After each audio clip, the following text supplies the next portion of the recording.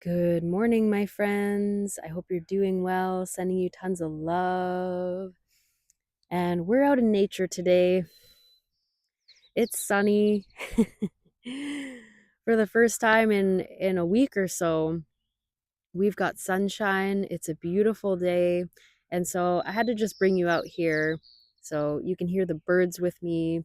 You can take it all in with me because this is just such a beautiful gift.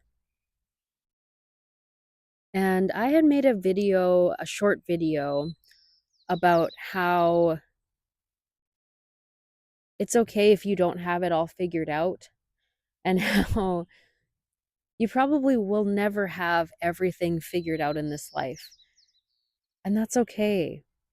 And to just rest in that and just know that there is always a big part of this life that will be a mystery to us. And there will be seasons where you're going through life and it seems like all you're doing is walking through the mystery or the void. All you're doing is walking through clouds and you can't see where you're going and you can't get your bearings and you don't know what you might trip over and it all feels overwhelming. But just as nature has its seasons, so does our life. So I live in the northern hemisphere, so we do have four seasons. We have spring, summer, autumn, and winter, all with their own distinct energies and things that are happening in nature. And I feel like our lives go through very similar cycles of shedding.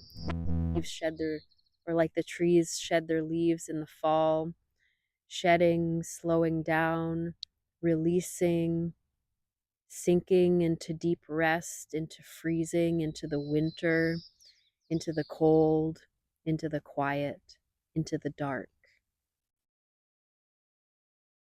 And then you also have cycles of thawing, of emergence, of starting to reach toward the light again, feeling the light on your skin like I am right now, moving into times of glorious sunshine and relaxation and but also busyness of work and of doing and of planting seeds and tilling the ground and doing your work.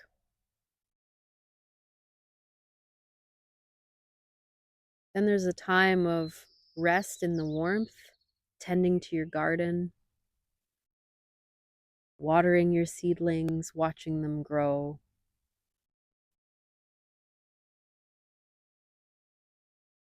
watching them blossom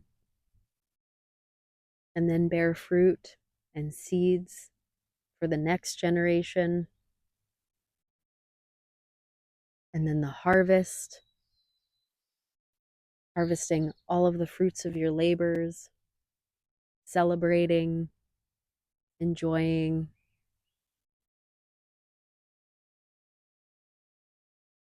And then you're into a season of shedding again, releasing back into the autumn of life. And if you can embrace these seasons of your life, it can bring you a lot of peace. Just accepting the season of life that you're in, knowing that it's all temporary, knowing that none of it actually lasts forever. It brings you into the present moment and it can bring in a sense of appreciation for where you're at, what's happening within you and around you during this season, what's growing during this time, what's healing during this time, what's growing roots at this time, what's blossoming at this time.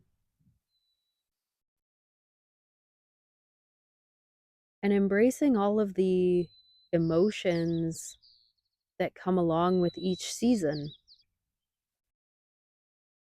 Because you got to know we're not going to be happy all the time. And striving for that can bring more suffering than just embracing the not so great emotions that are present with you right now.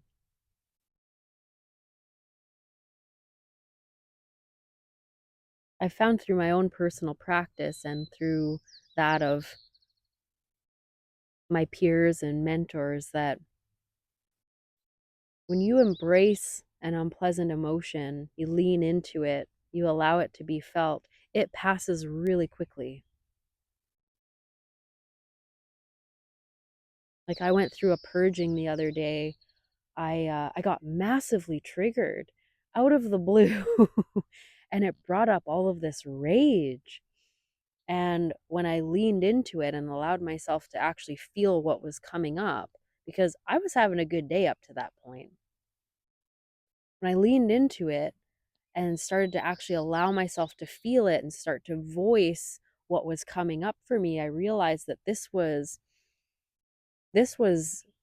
trauma and pent up emotion that I had not let myself process many years ago.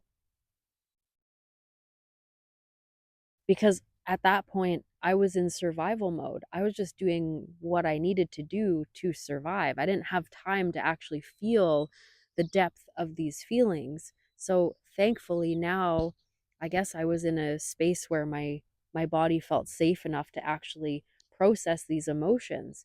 Memories flooded my mind, and I just started bawling my eyes out. And I was shaking, like physically shaking, because that's how that's how our bodies release emotion. And it's funny that we're out in nature right now because earlier before I started recording this, I saw a couple of geese get into it. They had a fight. And once they were done fighting, they went their separate ways and you could see them actually shake it off. And then they go about their day. And that's how animals deal with stuff like that. They shake it off. We don't let ourselves shake. We don't let ourselves actually like shake emotions out. Stuff like that isn't a sign of weakness. Stuff like that needs to happen so that we don't hold this stuff in our bodies and don't get sick over it.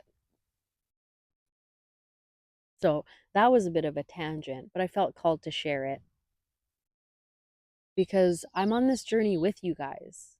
We're all walking each other home, as Ram Dass says. None of us is better or worse or, higher or lower. We all just are.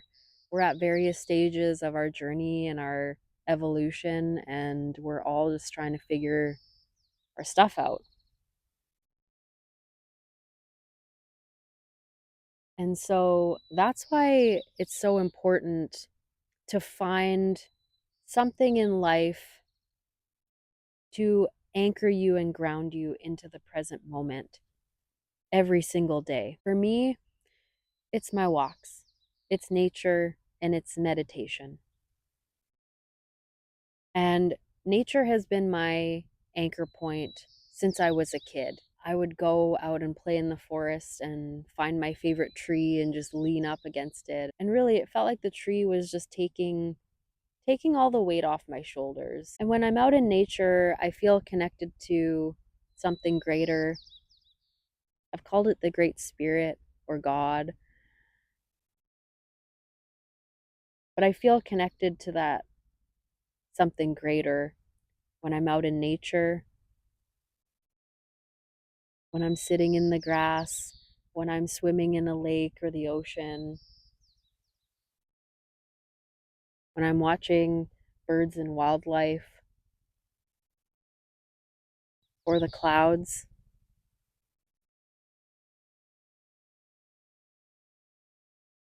It's super grounding. And it's funny, guys, because I'm at a point now in my life where I'm managing more than I ever thought I possibly could. It's been crazy. But through all of the craziness, I've just made more time to be out in nature. And it just helps me process everything that's going on. Being out in nature and just meditating helps me to really get my thoughts in order, to process emotions, to problem solve, to strategize, and just quiet my mind. When I'm out here without any distractions, my brain seems to just work more clearly and more efficiently. So I take regular breaks out in nature to just give my eyes a break, give my brain a break, and recenter and recalibrate. And then I feel like I can go back into my life and tackle whatever challenges are coming up today. So, all that to say, it's okay if you don't have it all figured out, because you may never have it all figured out. But if you've got something in your life that, like nature is for me, is your anchor point, brings you into the present moment, you can find those little pockets of peace throughout your day, pockets of joy that can help you navigate anything that comes up in your life. So I'd love to know from you in the comments what your anchor point is, what your focal point is. I love hearing from you, and the things that you share can help someone else in the comments as well, someone else who comes across this video or this podcast. And I'm just sending you so, so much love, wishing you a beautiful day, and thank you so much for being a part of this community. I love you all so much. I'll talk to you soon.